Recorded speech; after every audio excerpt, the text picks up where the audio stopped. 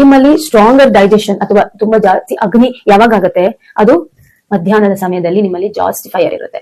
ಆಮೇಲೆ ಡೈಜೆಷನ್ ತುಂಬಾ weak ಯಾವಾಗಿರುತ್ತೆ, early morning ಬೆಳಿಗ್ಗೆ ಎದ್ದ ತಕ್ಷಣ, ಹಾಗೆ ರಾತ್ರಿ. ಅಂದ್ರೆ ಆ ಟೈಮಲ್ಲಿ ನಿಮ್ಮಲ್ಲಿ ಡೈಜೆಷನ್ ಫೈರ್ ಅನ್ನುವಂಥದ್ದು ಕಡಿಮೆ ಇರುತ್ತೆ.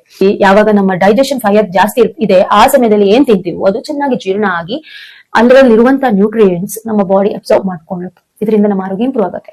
ನಾವು ಮಾಡೋ ಒಂದು ತಪ್ಪೇನಂತಂದ್ರೆ ರಾಂಗ್ ಟೈಮ್ ಅಲ್ಲಿ ತಿಂತೀವಿ. ಅಂದ್ರೆ ಮೇ ಬಿ ಅರ್ಲಿ ಮಾರ್ನಿಂಗ್ ತಿನ್ಬಹುದು, ಇಲ್ಲ ಲೇಟ್ ನೈಟ್ ನೀವು ತಿಂತೀರಾ ಅಂತಂದ್ರೆ ಆ ಫುಡ್ ಡೈಜೆಷನ್ ಆಗೋದಿಲ್ಲ. ಆಗದೇ ಇದ್ದ ಏನ್ ಅನ್ಡೈಜೆಸ್ಟೆಡ್ ಫುಡ್ ಇದೆ ಅಲ್ವಾ, ಅದನ್ನ ನಾವು ಟಾಕ್ಸಿನ್ ಅಂತ ಕರಿಬಹುದು. ಅಂದ್ರೆ ಹಾಫ್ ಡೈಜೆಸ್ಟೆಡ್ ಫುಡ್ ಏನಿದೆ ಅದು ಇನ್ಫ್ಲಮೇಷನ್ ಅನ್ನ ಕ್ರಿಯೇಟ್ ಮಾಡುವಂತದ್ದು. ಸೊ ಈ ಹಾಫ್ ಡೈಜೆಸ್ಟೆಡ್ ಫುಡ್ ನಮ್ಮ ಬಾಡಿಯಲ್ಲಿ ನಮಗೆ ಲೈಫ್ ಸ್ಟೈಲ್ ಡಿಸಾರ್ಡರ್ ನ ತಂದ್ಕೊಡತ್ತೆ.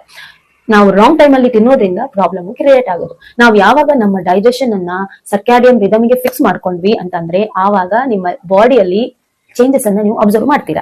ಐಡಿಯಲ್ ಟೈಮ್ ಅಂದ್ರೆ ಯಾವ್ದು, ನಾನು ಯಾವಾಗ ತಿನ್ಬೇಕು ಅಂತ ನೋಡೋದಾದ್ರೆ